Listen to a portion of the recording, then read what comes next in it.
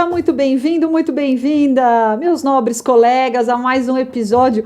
Hoje é o episódio número 10 do podcast Advocacia Limitada.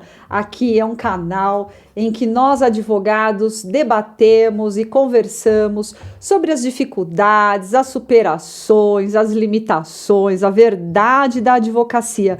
Então, seja muito bem-vindo, fique à vontade, porque a casa aqui é nossa. É nossa, colega! E hoje eu tenho assim, eu tô aqui com a fichinha de auditório que eu já vou deixar aqui. E eu tô aqui, gente, com uma advogada que é muito querida e eu já vou dizer uma coisa que ela não sabe, tá? Ela me lembra muito, muito a mim no meu começo de carreira. Pelo perfil dela, aguerrido, uma menina séria, comprometida, que vai, que estuda, que pega o ônibus da rodoviária para ir lá e ver o processo e despachar e ficar lá e passa a tarde e resolve. Ela é dessas. É uma advogada super comprometida, seríssima, civilista, linda de viver e de se ver, de corpo e alma, a doutora Ariane Franqueto. Seja muito bem-vinda, doutora Ariane. Muito obrigada, Heloísa. Que honra tê-la aqui. Minha professora e agora colega de profissão. Fico muito realmente legal. Muito honrada com esse convite, né, de ter esse lugar de fala que quando eu imaginei, né, hoje, assim, tenho quase 7 anos de advocacia. Oh, já? Né, já fez tudo isso aí desde a minha formação. Você se formou em? Em final de 2017, né? Caramba! Então, ter hoje aqui esse lugar de fala significa muito, né? Já estive muito na condição de aprendiz e hoje eu sinto que eu posso, de certa forma, contribuir, né, para alguns colegas advogados que estão aí iniciando. Então, você já imaginou que de 2017 para cá tem muita gente ainda ali... Da tua turma, tem gente que ainda não passou na ordem que você sabe ou que não? Olha, que eu tenho conhecimento e felizmente todos os meus colegas estão atuando e traçando aí suas trajetórias. Alguns com os quais, inclusive, eu conto com algumas parcerias. Muito bom, né? Então, hein? Felizmente, fizemos uma excelente formação, graças aos professores. Não puxando sardinha, né, Elô? Inclusive, a Elô até recentemente me auxiliou com alguns casos pessoais. Calma, a gente vai falar. Calma, vamos lá. Tem muita coisa pra gente falar hoje. Tô aqui com uma lista, uma pauta aqui pra gente poder bater um papo muito legal, né? Vamos lá. Eu te chamei hoje aqui porque... eu acho que tem muita coisa interessante, porque você não começou a sua carreira como advogada autônoma, né? Você começou num grande escritório. Me conta um pouco, como que foi isso? Por que você resolveu fazer direito? Para início de conversa, vamos lá. Tá, vamos do começo, né? Vamos começar do começo. Costumam dizer. Bom, no ensino médio vem aquela decisão, que é crucial da nossa vida. Isso. Simplesmente estamos no 3º ano e precisamos decidir. Você acha que é cedo tomar uma decisão assim lá no ensino médio? Sem dúvidas. Até porque eu digo por mim, né? Eu venho de uma família simples, né? Meu pai ele fez até a 4ª série, minha mãe tinha até ali o ensino médio completo. Meus pais não têm ensino superior e não tinha aquela condição de me dar aquele direcionamento naquele momento necessário. Eles não te orientaram, assim, nem tinham condições, né? A orientação era, faça uma faculdade. Estude. Então, em que pese meus pais sejam pessoas simples, eu sempre tive essa orientação dentro de casa. Batalhe. Então, ponto. Você sabe uma coisa que minha mãe sempre falou? Meus pais, né? Falou, olha, a única coisa que ninguém pode te tirar da vida é o conhecimento. Todo o resto você pode perder, mas o conhecimento não. Então, estuda. Sem dúvidas. Né? Sem dúvidas. E aí eu fui descobrir, aí você seguiu esse conselho também. Esse conselho também. Então, o que os meus pais podiam, naquele momento, me orientar era, olha, filha, verifique dentro das matérias da escola, o que mais te chama atenção. E não era matemática. Não era matemática, né? Já não preciso nem sem maiores delongas, né? Hoje, enquanto advogada, devo dizer que eu não gosto de matemática, não mas tem que aprender a calcular alguma coisa. Que a gente aprende que depois a faculdade ela te mostra, principalmente a prática, que a matemática ela vem. Uma hora ela vem. Não é? E aí, só te interrompendo o negócio. Caro colega, a matemática é uma ciência auxiliar do direito e para o nosso desespero. Amiga do advogado. Para o nosso desespero. Então, com a minha inclinação, né, para as matérias de humanas, né, eu sempre gostei muito de falar nos trabalhos, então nunca foi um problema para mim. O professor falava, olha, tem que apresentar o trabalho. Eu ia lá, eu falava, tomava frente. Então, eu vi essa minha inclinação para oratória, né? Eu gostava muito de ler. Então, enquanto os meus colegas, ai, que saco, eu tenho que ler os livros do vestibular, para mim aquilo era ótimo. Eu sempre gostei, lia Machado de Assis, enfim, todos aqueles livros daquelas listas de FUVEST, enfim. E eu vi uma inclinação ali, né, pro direito. Falei, olha, muitas das características que se espera de um advogado, eu já tenho aqui como estudante, claro, numa intensidade muito menor que se espera. E aí você participou daquelas feiras de vocação profissional ou não? Não participei, Elô. Não participei. Sinceramente, eu fui basicamente olhando para aquilo que eu tinha facilidade, que eu me identificava e decidi. Foi o que eu fiz. E aí, então... Certo. Aí, iniciei o curso de Direito. Felizmente, eu consegui ser bolsista 100% no ProUni, né? Então, isso me ajudou muito, né? Então, não pagar a faculdade foi, assim, algo que veio em excelente hora. A calhar. Mas, mesmo assim, como os meus pais, eles se mudaram para Santa Catarina quando eu tinha 18 anos, eu precisava pagar as contas de casa, né? Porque eu passei a morar sozinha. Então, Você tinha quantos anos? 18 anos. 18 Já morava sozinha? Sim, eu iniciei a faculdade aos 17 e aos 18 os meus pais se mudaram para Santa Catarina. Então, eu desde sempre trabalhei. Maravilhoso. Né? Trabalhei, desde os 16, eu trabalhei como jovem aprendiz. E no segundo ano da faculdade, eu falei, preciso ir para minha área. Aí, você trabalhava como jovem aprendiz em quê? Eu trabalhei numa empresa de cestas básicas, né? Então, eu trabalhei no setor de faturamento, depois eu migrei e trabalhei com financeiro, né? E o jovem aprendiz, ele te permite conhecer um pouquinho de cada setor da empresa. No administrativo da empresa. No administrativo da empresa. E aí eu fui efetivada ali. Só que o que eu percebi, se eu continuar aqui, eu vou estagnar. Eu não vou para a minha área, aquilo que eu sempre me propus a fazer, que era seguir como advogada. Então, até na época eu conversei, meu chefe concordou, me mandou embora, né? Até foi uma decisão que ele falou, olha, mas eu aumento o seu salário. Eu falei, veja bem, a questão aqui não é salário, a questão aqui é propósito. Meu propósito não é esse.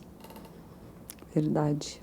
Propósito não é esse. Então, não é uma questão salarial. Me demitiu, né? Consegui ali com calma procurar, né? Um estágio, né? E aí agora eu vou entrar na questão do grande escritório, porque essa foi, no primeiro momento, a minha primeira frustração. Mas você sabe, só antes da gente adentrar nisso, tiveram outros colegas aqui que disseram o seguinte, que a grande virada foi essa tomada de decisão. De sair exatamente do mercado que estava por uma necessidade, né?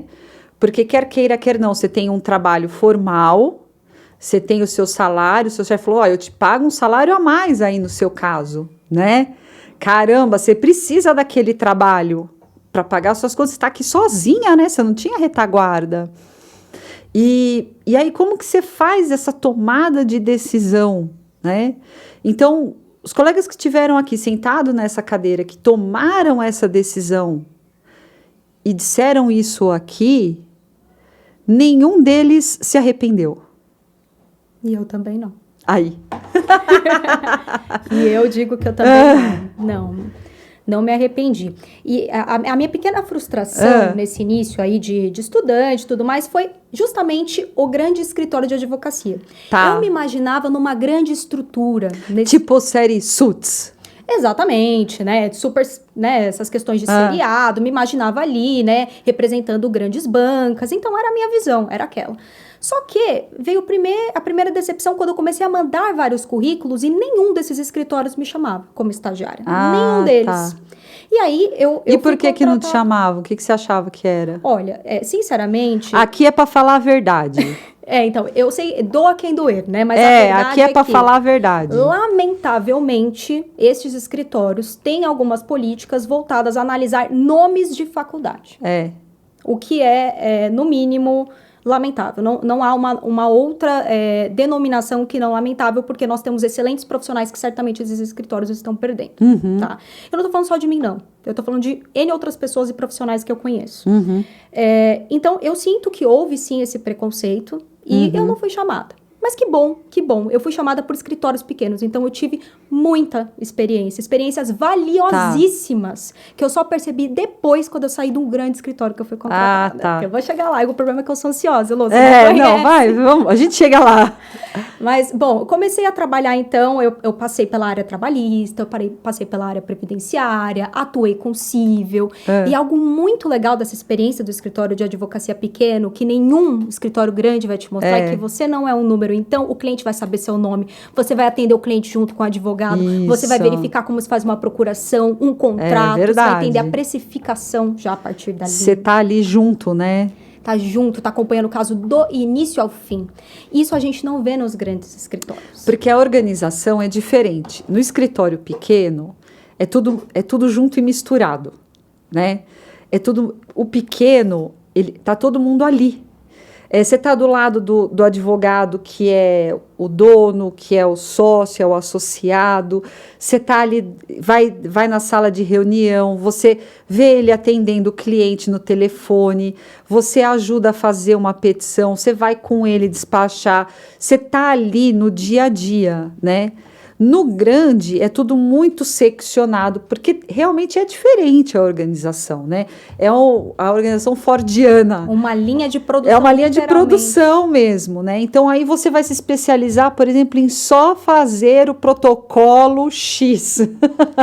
E é assim, né? Faz parte, mas faz parte da produção do escritório, mas é ruim para quem está lá fazendo só esse protocolo X.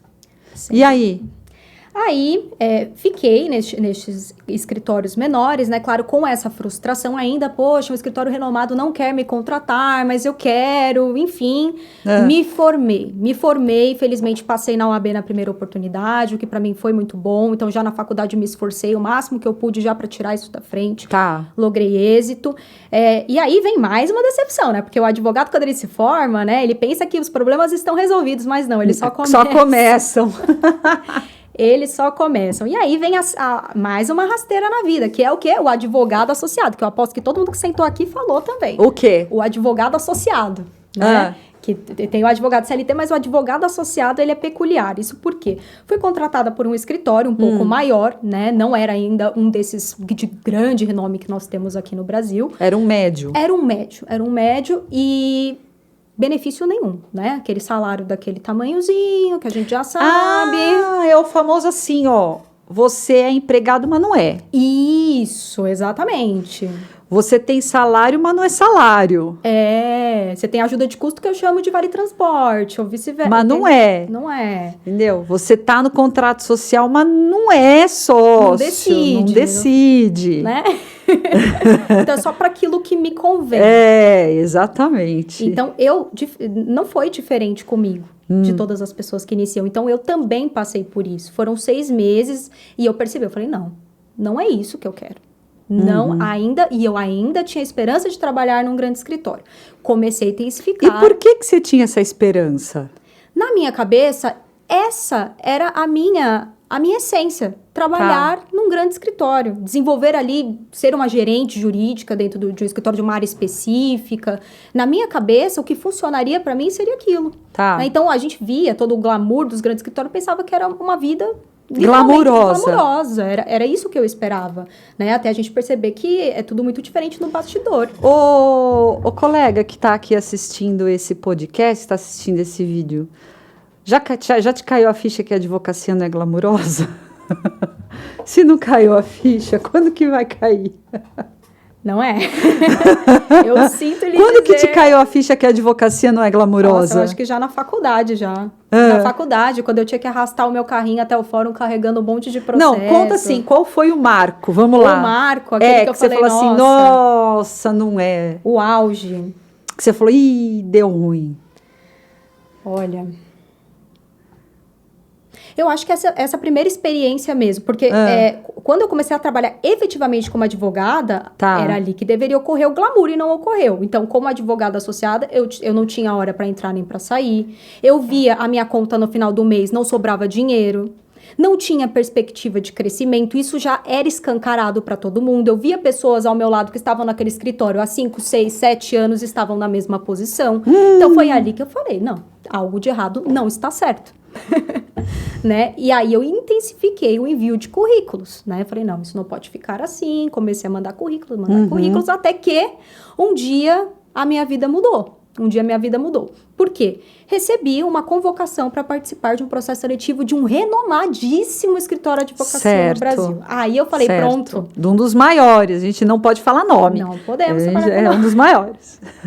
Um dos maiores, isso já diz bastante coisa, né, Elô? Bom, nesse dia, Elô, eu lembro que foi um dos dias mais felizes para mim, porque eu pensei... Que legal, você falou, caramba, abriu uma porta, né? Abriu uma porta. Eu pensei, agora é o meu momento. Mas e aí? Porque uma coisa que eu sempre me deparei, eu tinha esse sonho também, tá? Eu passei por isso também uma época, dessa cegueira aí.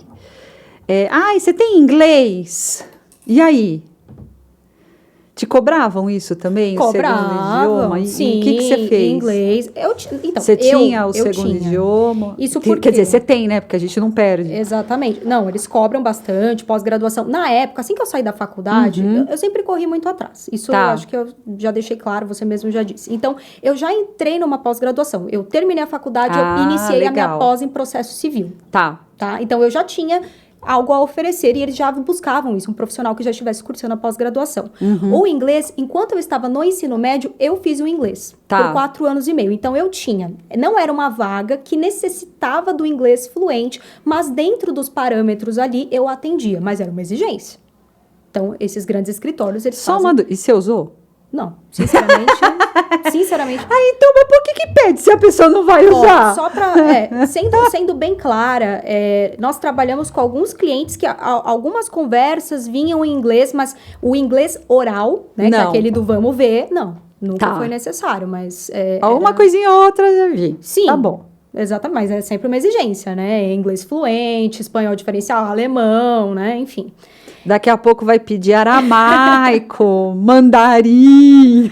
Exato, eu não duvido, exato. E aí, nesse dia... Continua, desculpa aí. Não, pode ir falando, Elô, que se deixar eu também não tenho... Eu tô gostando, porque aqui é pra falar a verdade, eu tô gostando desse negócio aqui, porque nós vamos meter a boca. A verdade nua e crua, sem falar nomes. E nesse dia da entrevista, eu fui com sangue no olho. Você foi determinada. Eu falei, eu preciso dessa vaga. Essa vaga tem que ser minha. Eu sempre quis, eu quero trabalhar em escritório grande. Que legal. Eu fui. Eu lembro que eu olhei, assim, pra minha ex-chefe, eu tenho contato com ela até hoje, pessoa que me ensinou muito. Vou falar dela daqui a pouco. Ela perguntou assim, qual que é a sua disponibilidade? Eu virei pra ela, olhei bem no olho e falei assim, agora, se você quiser, eu pego uma cadeira e eu sento aí, eu trabalho agora. E depois ela me falou, foi por isso que eu te contratei. Ó, que legal. E ela lembra disso até hoje. Então, eu nunca tive preguiça, Elô. Nunca. Eu sempre fiz e aconteci. E, assim, sempre que alguém me pede alguma coisa, é muito difícil eu falar não. Só se aquilo for, de fato, impossível. Se não for, até quando for impossível, eu faço ser possível. Eu costumo agir assim. E sempre foi assim, né? E aí, eu comecei nesse escritório, né? Comecei. E eu quero deixar muito claro que eu sou muito grata a toda a experiência que eu tive lá, todo o crescimento, todo o aprendizado que não só eu tive, mas que eu também tive a oportunidade de passar para outras pessoas. Eu formei estagiários hoje que também são colegas advogados, eu permaneci por quase 6 anos lá. Ah, que legal. Quase 6 anos. Então, eu realmente tive uma experiência diferente daquela dos escritórios pequenos, que foram muito valiosas, mas do escritório grande também foi, porque todo esse gerenciamento de ter mais gente, de setorizar, isso também é importante para, num segundo momento, que eu também vou tratar, né, de quais são as minhas expectativas, você precisa ter quando você quer crescer, né? Então, é importante você ter a visão do micro e ter a visão do macro. Então, eu acho que esse contraponto foi essencial para mim. Só que em algum momento, né, passado aí quase 6 anos, eu vi que eu já não me encaixava mais. Mas aí, olha, diante disso tudo que você contou, fazendo uma análise, para quem começa, talvez começar não tão setorizado, por exemplo, numa estrutura muito grande, talvez não seja tão vantajoso, por exemplo, né? E aí, quando você foi para uma estrutura maior... o que você fez nos menores te deu essa bagagem suficiente, né, para que realmente você pudesse agregar algo de valor ali, né? que você teve uma visão, que você já sabia, por exemplo, o que era o estagiário, o que era, né, o advogado júnior, não é verdade? Sem dúvida. Para poder até se colocar no papel daquele outro colega. Sem dúvida. Isso que foi, eu acho, também o diferencial. Que talvez você tivesse começado ali no grandão, com a estagiária ali tão setorizada, você não tivesse tido essa visão macro, né? Eu digo que essa visão do escritório pequeno, ela foi fundamental. Porque eu passei a trabalhar, né, no escritório grande com essa visão. Então, a minha chefe, por vezes, me chamava para reunião com o cliente. O que as pessoas temiam, eu não temia, porque eu fazia. A minha chefe falava, tem que despachar com o juiz. Eu ia, porque o escritório era pequeno. Tinha que ir, tinha que fazer carta de processo. E esses estagiários dos escritórios grandes, em geral, eles não saem, porque são contratados correspondentes. E eu tinha a experiência da barriga no balcão. Eu vivi isso, né? Então, eu acho que isso eu trouxe como um diferencial para dentro do escritório. Por muito tempo, ali era o meu lugar, né? E eu me vi ali realizada por um bom tempo. Até que a vida muda, né? Enfim, muita coisa acontece. O que fazia sentido passa a não fazer mais, né? Sabe quando você pega um Uber e de repente ele fala, você chegou ao seu destino e você tá simplesmente no lugar nenhum? E você fala, e agora eu tenho que recalcular a rota? Isso aconteceu comigo. E vai acontecer muitas vezes. Porque a vida da gente é feita de fases. Várias vezes, muitas vezes. Eu saí também de estruturas e eu larguei trabalhos que o pessoal acha assim, nossa, você foi doida. Não, porque aquela assim, o que eu estou fazendo aqui? Eu larguei tudo e fui embora. Eu fui embora para Nova York. Eu falei assim, a maldição do Jaque, né? Eu falei, já que eu não tiro férias, eu vou tirar umas férias com F maiúsculo. Já que... Vou me dar férias. Já que... quer saber? Eu vou estudar. Já que eu vou... eu vou pedir demissão, eu vou pra lá. E fui! Entendeu? E tudo deu certo, né? As coisas se encaixaram. Mas aí, veja só, quando eu voltei, que eu fui procurar uma recolocação, não fez mais sentido. Não fez mais sentido. Porque as coisas mudam, sabe? E é assim o tempo todo. E é natural, a gente sente natural. E ainda bem que não faz sentido, porque a vida é cíclica, sabe? E aí hoje, para mim, assim, tem cliente que não faz mais sentido. Que entra no demitir cliente. Sabe? Tem outros que fazem, e assim vai, é natural. E aí, então, agora o que faz sentido para você, doutora? Conta aí. Olha, hoje eu estou numa nova fase da minha vida, né? Como toda nova fase, tem o seu ônus, tem seu bônus, eu tô assumindo todos, tá? Bom, a partir do momento que eu percebi, então, que não fazia sentido, né? Então, eu fui recalculando a rota, né? O que me restava era isso, eu tinha que me recolocar ali no mercado ou numa nova posição, e eu percebi que a advocacia autônoma poderia ser um bom caminho. Né? Eu falei, chega de trabalhar para as pessoas. Eu percebi que, por muito tempo, eu me preocupei em ficar na sombra do outro. Mas por quê? Qual é a real necessidade disso? Qual a necessidade de formar o nome e o sobrenome de outra pessoa quando eu posso fazer isso com o meu? Não era porque era insegurança? Pode ser, com certeza. Com certeza. Talvez eu não tivesse, naquela época, a maturidade profissional necessária. Que a gente fica muito inseguro, assim, de ter... A doutora Michele veio aqui e falou assim, quando a gente tá com a cor-de-rosa na mão, assinando sozinho, eu tô até de cor-de-rosa, coincidência, aí o bicho pega. É verdade. Né?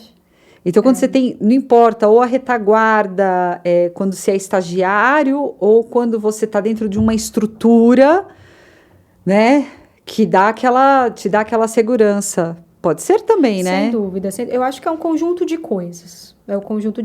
Eu acho que é a insegurança, obviamente, que no começo, né, a gente... É sempre bom a gente contar com bons mentores, assim como a gente vai contar pro resto da vida. O tempo todo, tem que contar com alguém. Mas no início, muito mais. E, óbvio, né, dado o momento, chega essa questão de não fazer sentido você ficar ali alimentando o sobrenome do outro quando você precisa do seu lugar ao sol. E foi isso que eu percebi. né? Certo. E aí eu acabei saindo desse escritório em maio desse ano, e desde então eu vivo a advocacia, a loucura da advocacia autônoma, né? Ou a sanidade. Ou a sanidade, fica o questionamento, né? Bom, e aí, então? Peraí, desde maio. desde maio. E como é que foi isso? Então, você saiu e o primeiro cliente como doutora Ariane Franqueto? Olha, Elô, eu confesso que eu fiquei com muito medo de tomar essa decisão, então é algo que vem sendo pensado há muito tempo. Tá? Ah, isso é importante. Vamos falar sobre isso. Não Sim. foi assim, ai, uma loucura, ai, eu vou me jogar, ai, eu vou botar a mochila nas costas e vou me aventurar. Não, de forma alguma. Né? De forma alguma. Então, assim, essa decisão eu posso colocar aí no mínimo uns 8 meses. Pensando o que eu vou fazer e planejando, né? Fazendo alguma reserva, até porque... Ótimo, né? tem que falar sobre isso. Como que vai ser, né? Um mês tem, o outro não tem. E isso a gente não precisa trabalhar na advocacia autônoma para saber como que ela é, né? Superficialmente, né? Olha, isso é uma questão de todo profissional autônomo. Todo profissional autônomo precisa saber que existe uma sazonalidade.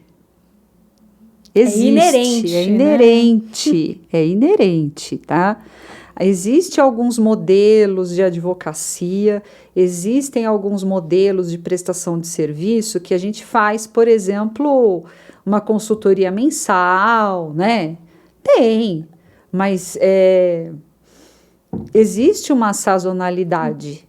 Existem duas sazonalidades. Olha, eu passei por um período, quem é das antigas sabe, da greve do judiciário. Aí o bicho pegou, hein? Bicho pegou. Greve do judiciário quebrou muita gente. Então, foi pior que pandemia. Ficava quanto tempo? Ficou... Quanto tempo foi a greve do judiciário? Quase 1 ano de greve. Nossa. Quebrou, meu filho. Não tinha alvará de levantar. E não tinha esse negócio de eletrônico, tá? O ano que era? 2004? Era 2004, 2005. Quem que é das antigas aí? Comenta aqui. Foi um perrengue desgraçado. A gente se ferrou, porque não tinha esse negócio de levantar alvará. Tá em greve, tá fechado. Como é que você vai levantar tua sucumbência? Não tinha. Dava para justificar? Olha, boleto, você não será pago em razão do não recebimento dos meus honorários. Evidente, lógico, né? Você vai tirar daqui, ó, para pagar. Né? Então, você tem que saber lidar, exige educação financeira, exige planejamento. Todo profissional autônomo. Não tem jeito. Só que o bom da advocacia é que às vezes vem umas surpresas, umas premiações. Exatamente. É o ônus e o bônus. O bônus, né? Às vezes vem umas sucumbências boas. Elô, algo que assim, eu não posso reclamar, inclusive eu sou extremamente grata, é que eu sempre pude contar com muitas pessoas. E os parceiros, a importância dos parceiros. Então, quando eu saí... E como que você planejou, então? Vamos falar. Então, eu fiz uma reserva financeira. Tá. Então, eu tinha já um plano de montar um Instagram profissional, que eu montei, mas eu confesso que eu não tive tempo de alimentá-lo, né? Então, sei que a gente vai entrar na questão de gestão de tempo também. Porque o Instagram, na verdade, ó, já vai ficar uma dica aqui para quem quer, né? O Instagram é uma vitrine. Você não vai... Advocacia é confiança, certo? Sim, sobretudo. O teu cliente quer olho no olho. Ele não quer advogado que faz dancinha, né? Então, mas ele quer saber quem é você, como que não é, do que vive, o que corre. Então, eu falo assim, que teu Instagram é uma vitrine, né? Mantém lá uma vitrine, você não precisa também ficar alimentando o tempo todo. Então, até um mínimo, né? Se apresentando, a tua área... Então. Eu acho que é o suficiente também. Mas era a minha preocupação, porque o que eu imaginava, eu falei, não vou ter clientes, eu vou ter que utilizar o Instagram, vou ter que pagar um tráfego pago, enfim. É a tua preocupação e a de todo mundo. Não é exclusiva minha. Então, eu já comecei a me preocupar com isso, então eu tinha alguns planos de ação, mas... eu tinha os meus parceiros, né? E eu sempre tive. E mesmo antes de iniciar efetivamente a advocacia autônoma, eu já tinha os meus contatos. E aí a importância do networking. Então, quando eu saí efetivamente, eu já contei com vários clientes, graças a Deus. Então, até hoje, são passados aí quantos meses? 5 meses que eu iniciei, até hoje eu não fiz nenhum movimento ativo para a conquista do cliente, mas em razão dos meus parceiros. Obviamente que eu vou ter que trabalhar até para formar o meu próprio nome e sobrenome, e essa é a minha intenção, porque hoje eu trabalho num sistema de advocacia autônoma que eu trabalho na minha própria casa. Estou com planos futuros de abrir uma estrutura física e já venho conversando com esses meus parceiros e como posso dizer, possíveis sócios aí no futuro, que eu tenho 2, né? Inclusive, se eu puder até mandar um oi aí para eles. Manda! Como é que é o nome deles? Que é o Dr. Eduardo e o Dr. Otávio. Dr. Eduardo e Dr. Otávio estão convidados a participarem aqui também, viu? Eles são parabéns ótimos. Pela parceria com a doutora Ariane, ó, sucesso. Sucesso, eles são realmente pessoas incríveis, então eu pude contar com os 2, então a gente vem trabalhando junto desde então, e logo mais, né, a gente precisa crescer, né, e uma estrutura, contar com outros profissionais, e aí vamos partir para um segundo momento, né, e aí sim, mas então veja que interessante, foram as parcerias que você tinha, os contatos de profissionais, já colegas que sabiam, olha, você está começando como autônoma, e foram, então, te indicando, como que é? Te indicam o cliente ou te indicam o trabalho? Olha, bom, sistemas de parceria são variados, né? No caso do Dr. Eduardo em específico, ele é um advogado criminalista extremamente renomado, competente e, evidentemente, em razão de toda a trajetória que ele tem, um advogado de 24 anos de experiência, tem clientes que confiam de olhos fechados no trabalho dele, né? E que o procuram para outras demandas quais ele não atende, sem dúvida, evidentemente, né?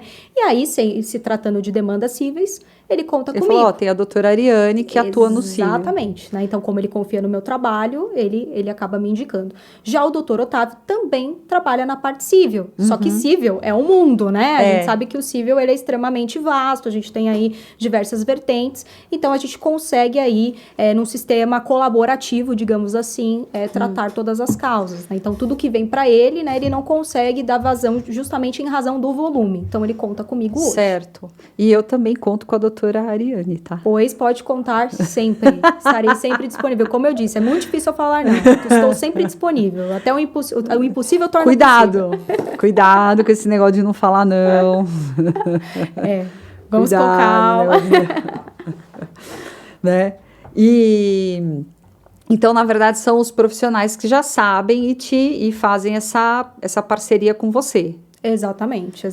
E aí tá funcionando. Está funcionando. Então, de novo, não é algo da noite para o dia. Então, a gente vem tratando desta forma há 5 meses, né? Então, claro que daqui a algum tempo, naturalmente, vamos evoluir e a intenção é a formação de um escritório full service, né? Aí eu vou te contar uma coisa. O que me levou a fazer uma parceria com você? Olha, estou curiosa para saber. Você pediu para eu analisar uma peça, para revisar uma peça que você fez, você estava com dúvida.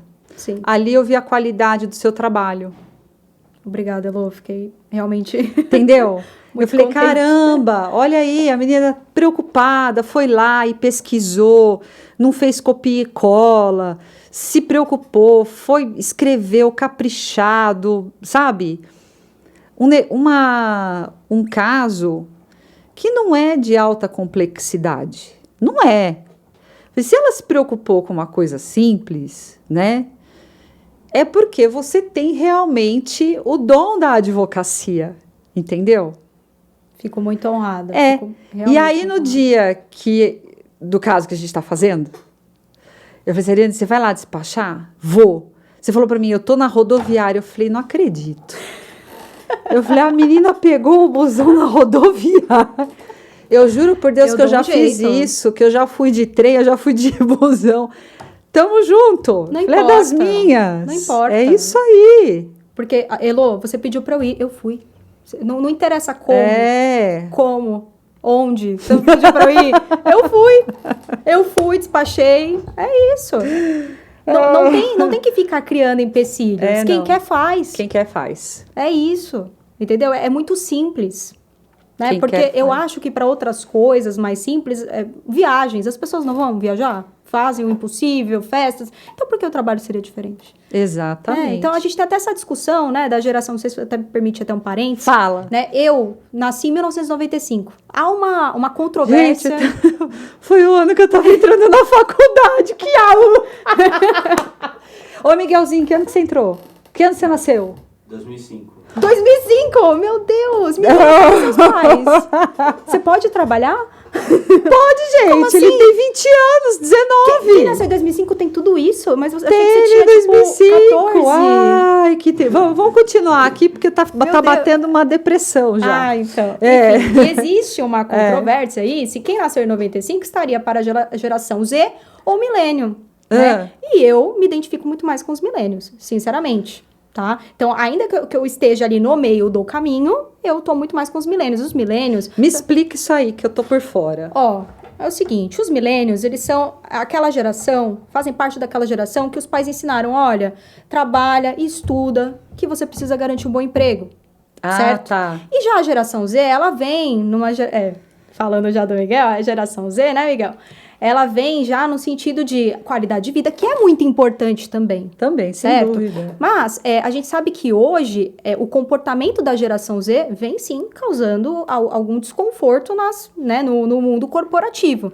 Justamente porque a geração milênio, ela tem muito mais essa questão do sangue no olho, de ir pra cima. Eu acho que a gente não pode perder isso. Acho que a gente tem que trazer essa modificação que a geração Z está trazendo hoje, sim, da qualidade de vida, mas a gente também não pode perder a gana que a gente sempre teve dos milênios. Mas isso que você tá falando é assim, ó. Vai mais além do que eu acho de uma questão geracional. Sabe por quê? Esse brilho, essa gana é de quem gosta do que faz. Eu não tinha parado para pensar nisso, mas eu acho que faz sentido. Você entendeu? A gente gosta do que faz. Antes de começar esse podcast, o que eu falei para você? Nossa, ontem eu tava escrevendo, arrancando fogo. Porque a gente gosta do argumento, a gente gosta do embate, a gente quer ver o resultado. Você entendeu? A gente vibra com o resultado positivo, a gente chora com o cliente quando vem algo ruim, a gente sente na pele. Sente, né? O frio na barriga. A professora Cris Simões estava aqui no podcast. Você viu o que ela falou? Que ela se prepara, que ela sente frio na barriga, que ela... É isso! E depois de tantos anos de experiência, isso nunca acaba, né? Não acaba, porque a gente gosta do que faz. Entende? É a emoção, é a vontade de sentir realmente aquela curiosidade de pegar um caso, por exemplo, o caso que a gente está trabalhando em parceria. A gente não pode falar porque é segredo. Sim. Mas que delícia que é! Que delícia que é, exatamente. E principalmente de acreditar no direito do cliente e lutar por ele. Vamos, efetivamente. Né? Porque é sobre isso. Ou então de ficar pé da vida. Porque, ai, caramba, o negócio não vai, ou então não deu certo. Ou também não, tem um determinado limite, né? Não é bem por aí. Ou pegar a gente fica frustrado. Pra ir até o fórum e até hoje não ter decisão. Nem foi para conclusão. Faz parte, né? Mas, enfim, eu acho que é mais em relação a isso. Sim. Do que ficar, sabe? Né? Naquele automático que você falou. Aquele lugar não me cabia mais. Não cabia. E eu mudei. Não cabia mais. Mudei. Mudou. Mas não foi rápido, não foi de um dia. Não, foi uma construção. Né? E tem que ser uma construção. Tem que ser uma coisa responsável, porque a gente não é mais adolescente, né? Exato. E muito bom. E aí, me conta uma coisa, então, dessa emoção. Vamos pegar esse embalo de emoção? Vamos. Um caso que trouxe muita emoção para você aí, que te marcou já aí ao longo desse... Pode ser ao longo dos 7 anos aí da tua carreira. Olha, alguns. Ei! Mas eu acho que o primeiro caso... ele envolveu uma carga emocional alta e uma pressão por ser um caso familiar. Porque, né, quem nunca teve o tal do processo de parente? Não, mas nesse caso era da minha família, né? Ixi. Bom, o meu primeiro processo da vida, Elo, foi contra um advogado. Ah, meu Deus do céu. Foi contra um advogado. Quando eu tava me formando ali, beirando novembro, nessa época eu não tinha colado grau, faltava pouco tempo. A minha sogra, ela tinha um processo trabalhista que tava para sair, né? O alvará, e ela esperando e tal, né? Ela falou assim, olha, você pode dar uma olhadinha no processo? Quem nunca pediu, né? E eu nunca me meti, Elô, porque a gente sabe que é uma questão ética também, cada profissional no seu quadrado, e é isso. E, né, desde aquela época eu já levava assim, até porque era um advogado, assim, de muitos anos de experiência. Ele era um senhorzinho, né? Até na época. Eu conhecia, assim, dela comentar. Tá. Eis que fui olhar o processo para ela e me surpreendi com o arquivamento do processo e o levantamento do alvará. Há meses.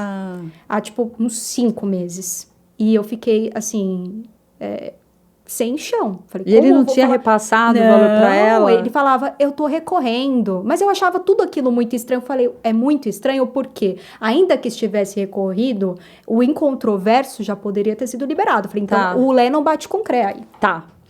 E aí eu tive que conversar com ela, colocar essa situação, né? Ela era uma pessoa assim que necessitava muito do dinheiro, uma pessoa simples, né? Que na época também não estava trabalhando, estava contando com aquele valor. Então eu conversei, falei assim, olha, infelizmente aconteceu isso, eu vou precisar que a senhora compareça até o banco. Na época era até aquela Caixa Econômica lá do Fórum Rui Barbosa. Ah, tá. Né? Nem sei se é assim, porque hoje eu também não atuo tanto na área trabalhista. Ela foi e, de fato, nós fizemos todo o levantamento da documentação que ele havia retirado aquele dinheiro e o que ele estava dizendo não procedia. Entrei em contato com ele, ele falou, doutora, é verdade.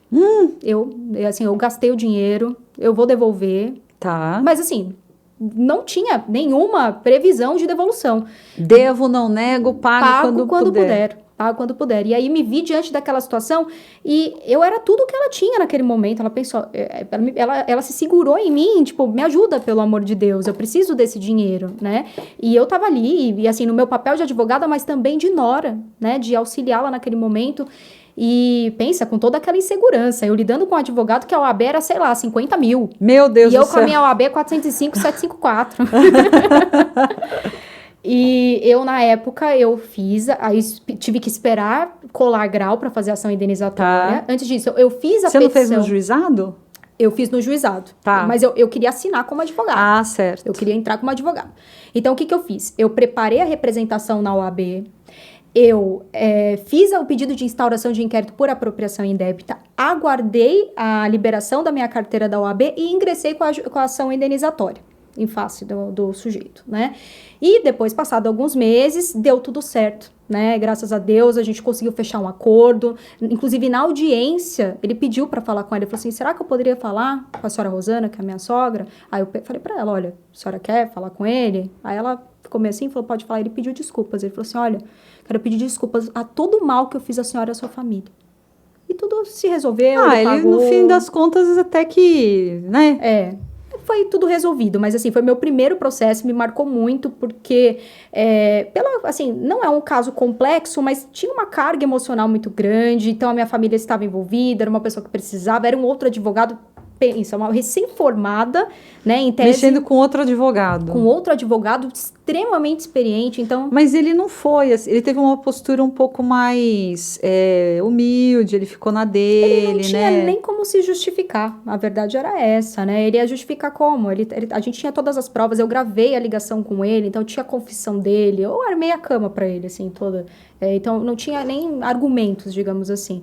É muito triste, né? Inclusive, lamentavelmente, assim, na época da Covid, 2020, eu recebi uma carta da extinção da punibilidade dele na OAB porque ele faleceu, né? Inclusive, em decorrência da Covid, juntaram a certidão de óbito e tudo mais. Ele era idoso também. Ele era bem idoso, enfim. Então, é muito triste, mas foi meu primeiro processo, me marcou por conta disso. Que, de um lado, foi...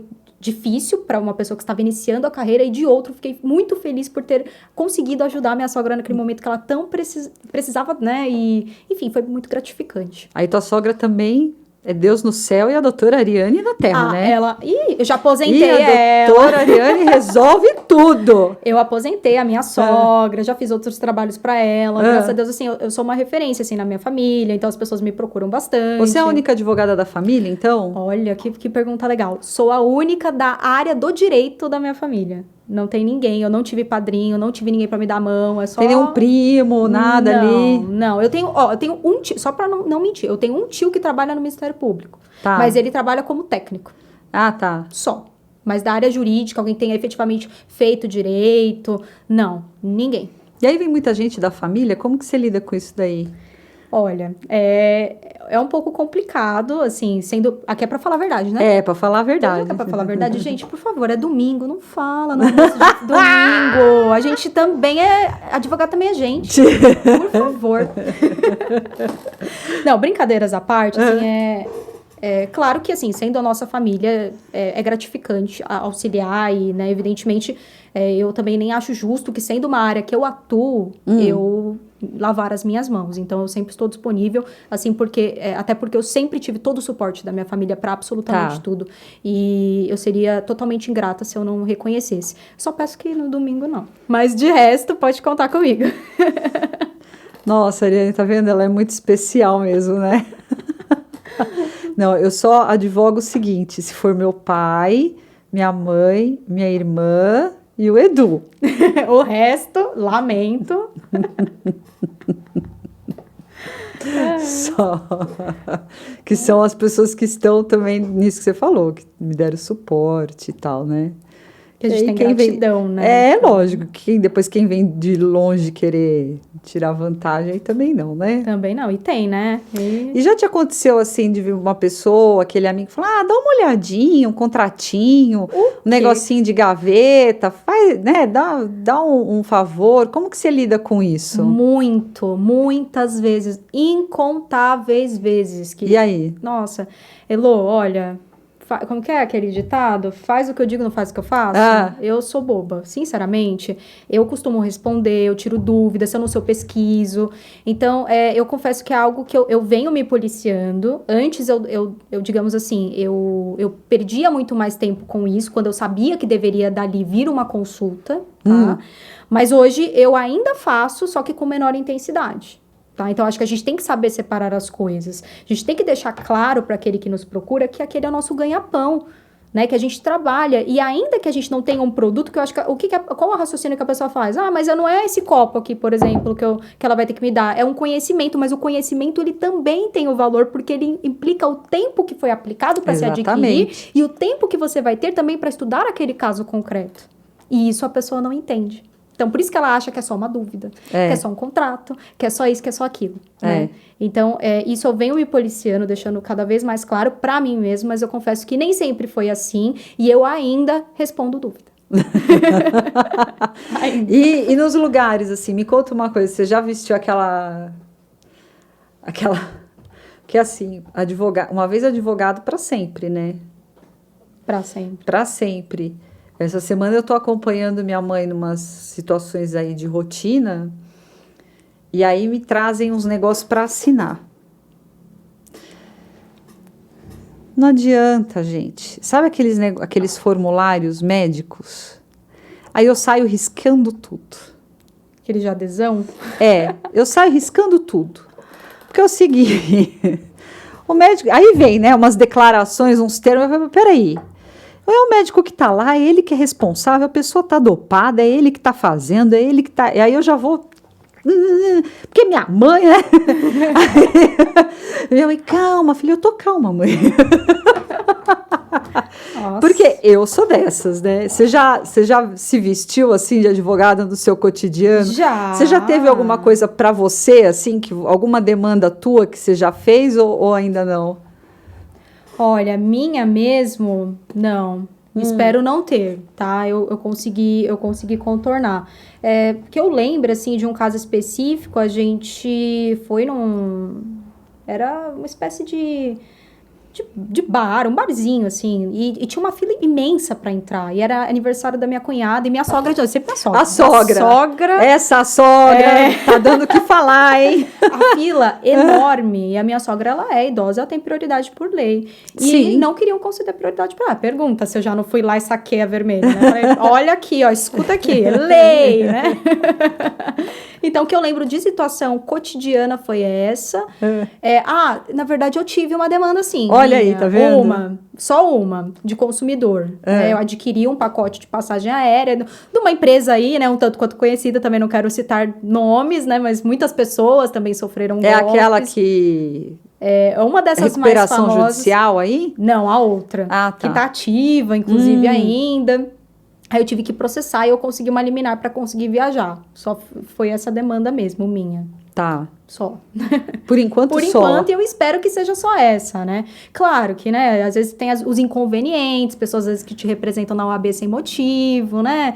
Mas aí a gente deixa para um outro momento, né? Quer falar? Vamos falar, não tem problema. Se você é advogado e não tomou representação na OAB ainda, se prepara. Tá advogando errado. Tá advogando errado. Se vai dar em alguma coisa, é bem difícil, tá? Mas sempre tem. É impressionante que a representação da OAB, inclusive, vem de outros colegas, né? Sim.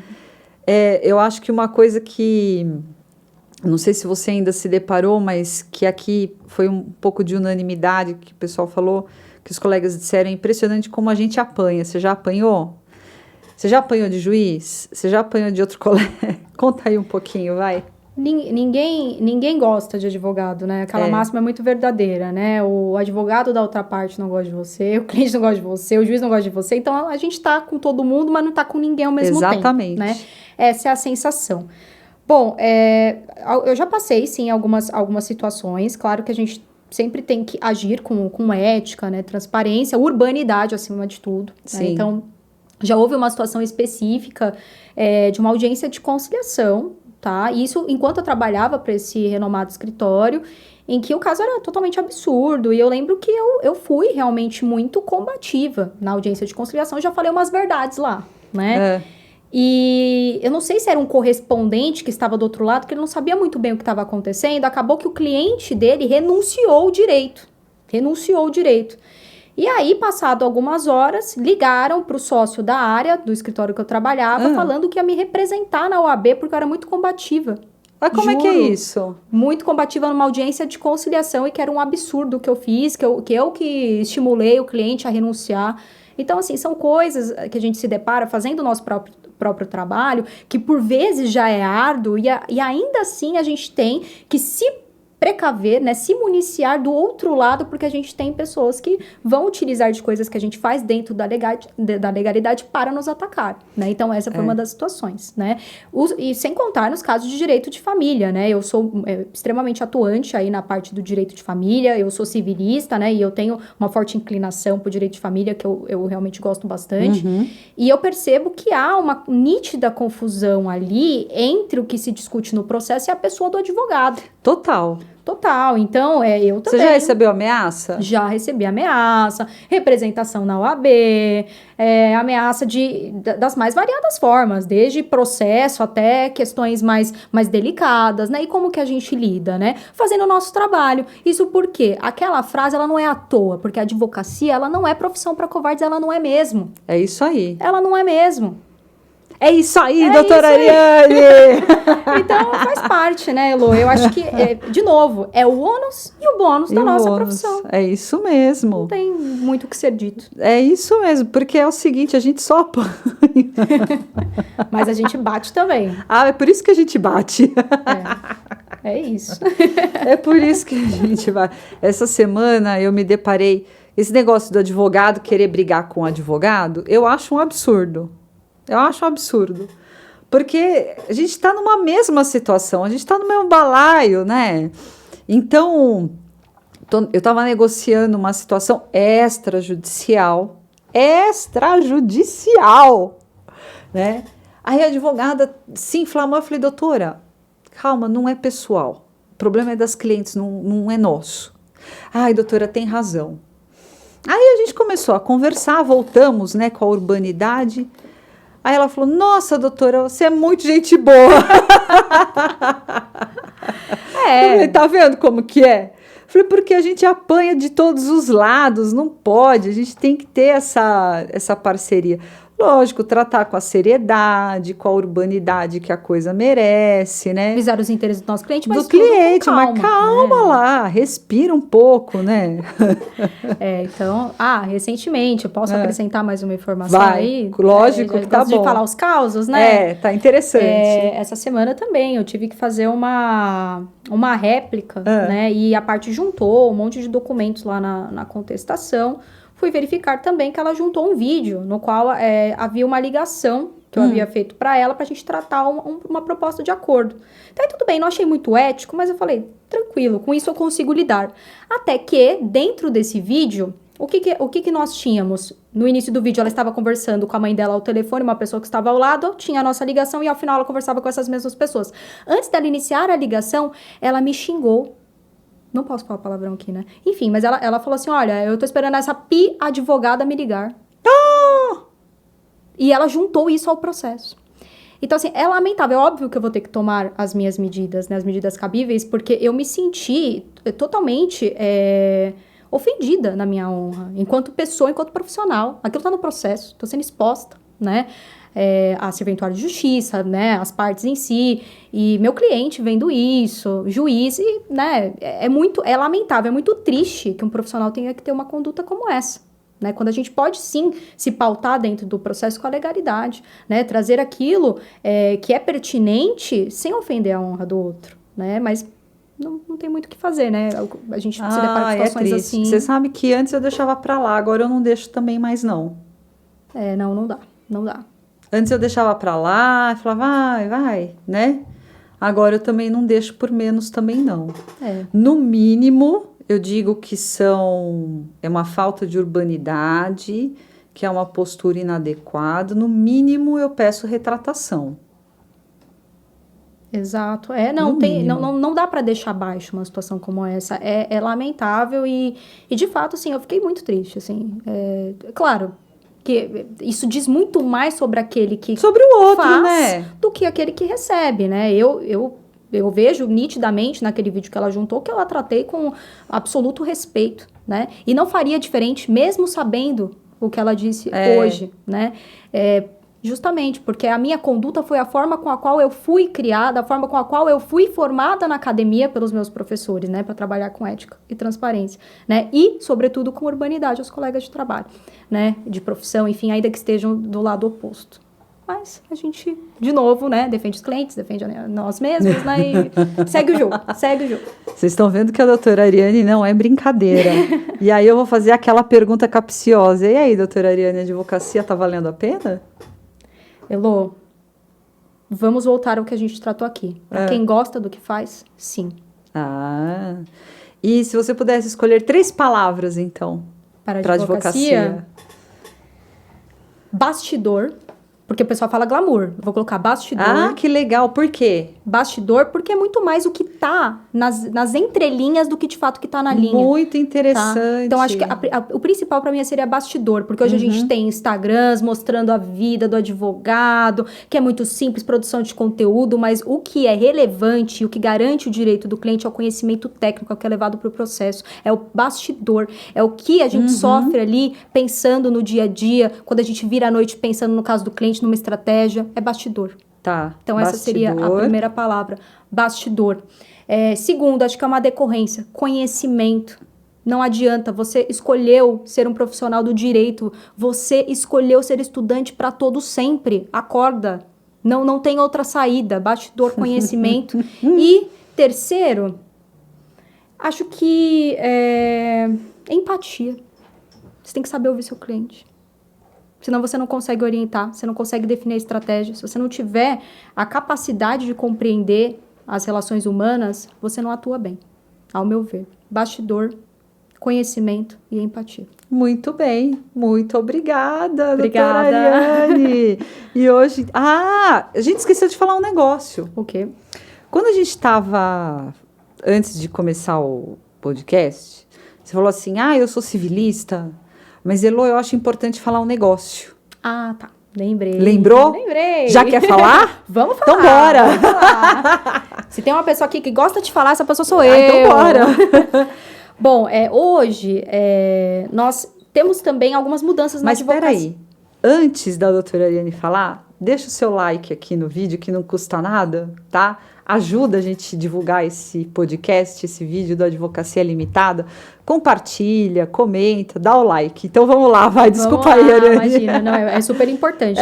Dá o like, não custa. Esse conhecimento aí chegar para todo mundo, é sempre bom a gente compartilhar, né, as nossas experiências, assim a gente cresce todo mundo. Exatamente, junto. Eu não ganho nada aqui, estamos investindo, então dá um like. Bom, a minha percepção, tá, dos meus 6 anos e meio aí, quase 7 de advocacia. Isso.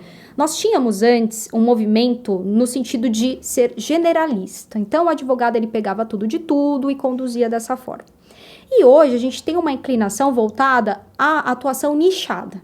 Que é importante. Que é muito importante, sem sombra de dúvidas. Então, hoje o advogado ele está cada vez mais segmentando a sua atuação. Né? Então, ele está trazendo ali, olha, eu sou especialista em direito de trânsito, eu sou especialista, às vezes, sei lá, no direito previdenciário, em específico na aposentadoria especial. Sim. E tudo bem, excelente que faça dessa forma, até porque ele vai ter um conhecimento extremamente profundo naquela matéria.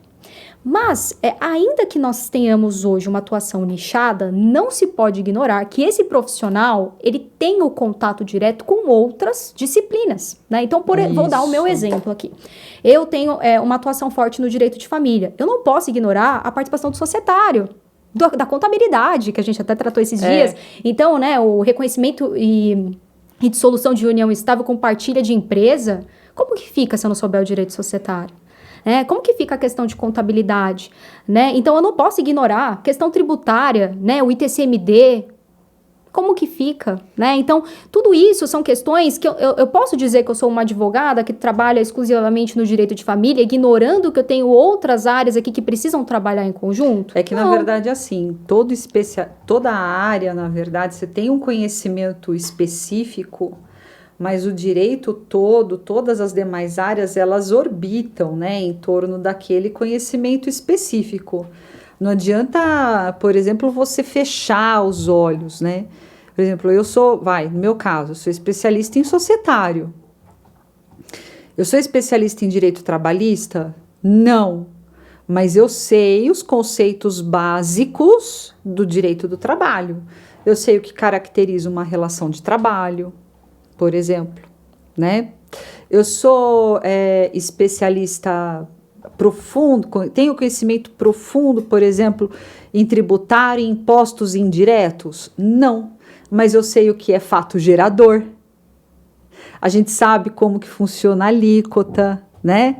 Então, a gente precisa ter esse conhecimento daquilo que orbita o assunto, né, em torno do que você trabalha. E o que você trouxe é importante porque a gente fala muito, olha, você tem que se especializar. Mas dentro dessa especialização, você não pode ficar cego. Exatamente. Para todo o resto do direito. Porque o direito, na verdade, assim, a separação do direito que a gente faz para fins didáticos, acadêmicos, né? É uma coisa, a gente está vendo essa parede aqui de tijolinho, né? Mas é uma parede, é um todo, né? A gente separa para fins didáticos, porque na verdade é um todo. Não dá para separar, né? Tem que ter um conhecimento global, né? Tem que saber. Tem que saber. Tem que saber. Até por isso a gente faz a faculdade de direito, né? Ela é ampla, Exato. né? Ninguém faz de direito penal, de direito empresarial. Não existe isso, justamente porque eu acredito realmente que um profissional completo, ele tem sim conhecimento. Tem que ter. De todas uma curiosidade, que área que você não atuaria de jeito nenhum? Que eu não trabalharia de jeito nenhum? Você já parou para pensar nisso? Falar, isso aqui não vai dar, isso aqui eu não faço. Você já pensou nisso? Olha, acho que direito tributário. Tirando essas questões que envolvem o direito de família. Então, sim, restituição tributária, essa parte realmente não me agrada. Não. Interessante. Mas, assim, acho que tendo conhecimento e me propondo a estudar, a fazer, eu acredito que não existam limitações.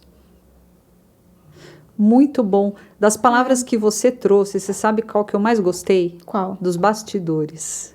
Bastidores. É a realidade. Bastidores, porque não tem esse negócio de coisa bonitinha, de glamour, nada. Zero. É o que a gente faz por trás, né? Exatamente. Então, o pessoal que Você acompanha... já sonhou com um caso? Quê? Mais fácil perguntar se eu não sonhei. Você já sonhou com o processo? Já.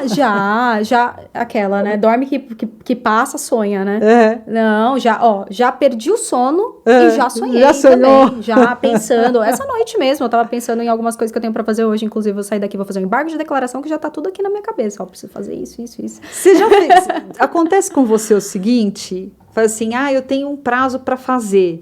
Aí você fica pensando, maturando. Nos argumentos, anotando. Você fica fazendo... Eu assim, prazos maiores, né, que a gente tem. Por exemplo, prazo de defesa, colocar contestação, a gente tem os 15 dias úteis, né?